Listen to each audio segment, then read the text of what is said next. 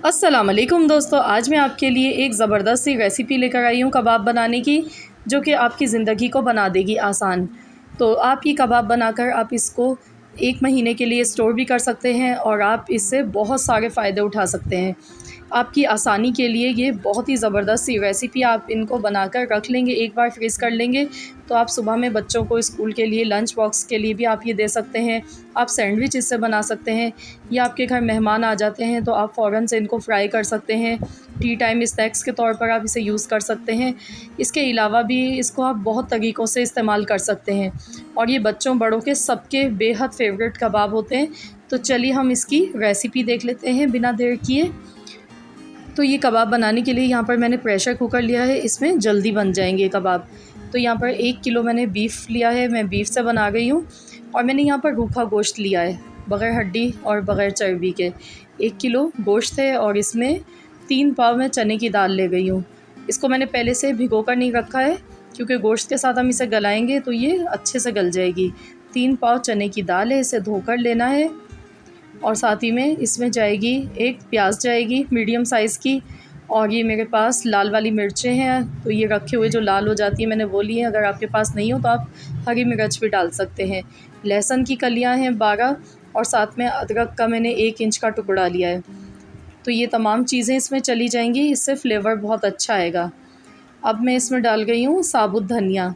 साबुत धनिया यहाँ पर 3 टेबल स्पून भर के लेना है। ये देखिए, ये बहुत ही ज़बरदस्त फ्लेवर इसमें देता है कबाब में, तो ये ज़रूर डालिएगा। अब यहाँ पर साबुत ज़ीरा डाल देंगे 1 चम्मच भर के। 3 बड़ी इलायची, दालचीनी के टुकड़े डालेंगे। 3 दालचीनी के मैंने स्टिक्स ली हैं, ये डालती हैं इसमें। अब यहाँ पर 1 चम्मच काली मिर्च ली है और लौंग ली है मैंने 7 से 8 अदद, ये इसमें चली गई। ये तेज़पात हैं, ये 6 से 7 पत्ते लिए हैं, ये भी बहुत ज़बरदस्त फ्लेवर देते हैं कबाब में। नमक हस्बे ज़रूरत डाल देंगे। कुटी हुई लाल मिर्च डालेंगे हस्बे ज़रूरत, मैं यहाँ पर 2 टेबल स्पून डाल गई हूँ। अब यहाँ पर इतना पानी डालेंगे कि दाल और गोश्त ये सब चीज़ें अच्छी तरह से इसमें गल जाएं। तो अब मैं यहाँ पर प्रेशर लगा गई हूँ, तो इसको हम 20 मिनट के लिए अच्छी तरह से पका लेते हैं। 20 मिनट के बाद हम इसे खोलकर चेक करेंगे। उसके बाद हमने इसको निकालना है, ठंडा करना है और पीस लेना है। तो यहाँ पर ये देखिए मैंने गला लिया था और ये मिक्सचर हमारा बनकर ठंडा हो चुका है कबाब का। तो अब मैं इसे चॉपर में डालकर मैं इसे पीस गई हूँ। तो ये मैंने पैनासोनिक का फूड प्रोसेसर लिया था, तो इसमें काफ़ी मेरे व्यूवर्स ने मुझसे पूछा था क्या इसमें शामी कबाब का मसाला पिस जाता है। तो देख लीजिए, इसमें आसानी से और बहुत अच्छा ये मसाला शामी कबाब का बनता है। और पैनासोनिक की जो ये मेरी चॉपर है, इस पर मैं एक वीडियो ऑलरेडी बना चुकी हूँ। आप चाहें तो मेरे चैनल पर जाकर देख सकते हैं, मैं डिस्क्रिप्शन बॉक्स में लिंक दे दूँगी, आप इसकी देख सकते हैं वीडियो।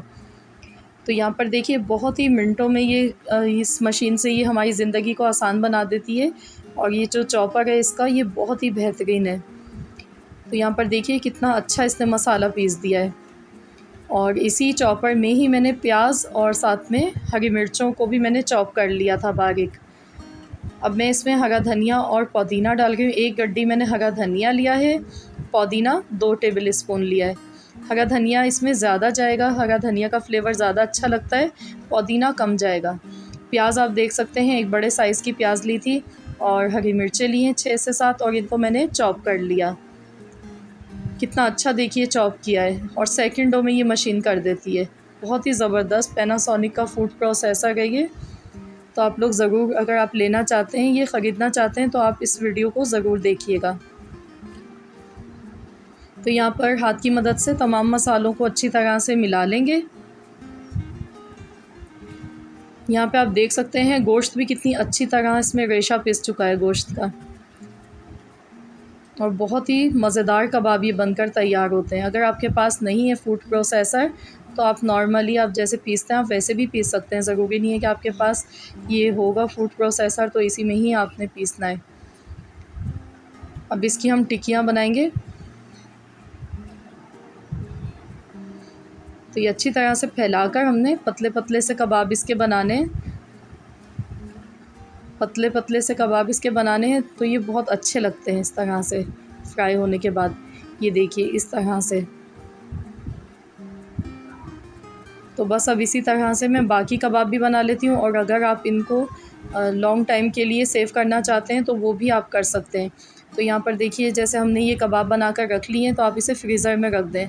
जब ये कबाब सख्त हो जाते हैं, बर्फ़ से जम जाते हैं अच्छी तरह से, तो आप इनको निकाल कर आप इसको प्लास्टिक के ज़िप लॉक बैग में भी रख सकते हैं, और इस तरीके से आप इसको 1 से 1.5 महीने के लिए सेव कर सकते हैं। तो चलिए अब हम फ्राई कर लेते हैं। तो मैं यहाँ पे शैलो फ्राई करूँगी। मैंने 1 अंडा लिया है। अंडे में पानी ज़रूर मिलाइएगा, 2 टेबल स्पून आपने पानी ज़रूर डालना है। डायरेक्ट आपने अंडा ऐसे ही फेंट कर नहीं यूज़ करना है। उससे क्या होगा कि कबाब पर जो लेयर एक बनती है वो बहुत ही ज़्यादा मोटी सी लेयर बन जाती है, जो बिल्कुल अच्छी नहीं लगती है। इसलिए आप जब भी अंडा फेंटें तो आप उसमें थोड़ा सा पानी भी ऐड कर लें, और उसके बाद अंडे को फेंटें। तो ये जो कबाब की जो ऊपरी लेयर होती है ना, ये बहुत ही क्रिस्पी और बहुत मज़े की बनती है, और फ़ील भी नहीं होता है कि हमने इस पर ऊपर से अंडा लगाया है। बहुत ही ज़बरदस्त कबाब फ्राई होते हैं इस तरह से।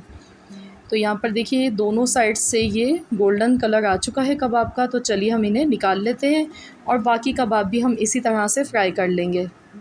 तो लीजिए, हमारे बहुत ही मज़ेदार से यम्मी से ये शामी कबाब बनकर तैयार हो चुके हैं। आप इसको शाम की चाय के साथ खा सकते हैं, या आप मेहमानों के लिए बना के रख सकते हैं, और आप इसको बच्चों के लिए, स्कूल के लिए, लंच बॉक्स के लिए भी बना कर रख सकते हैं। सुबह में आप इसको फ़ौरन से सैंडविच बच्चों को बना कर दे सकते हैं। इसके साथ ही आप ऐसे भी बच्चों को दे सकते हैं।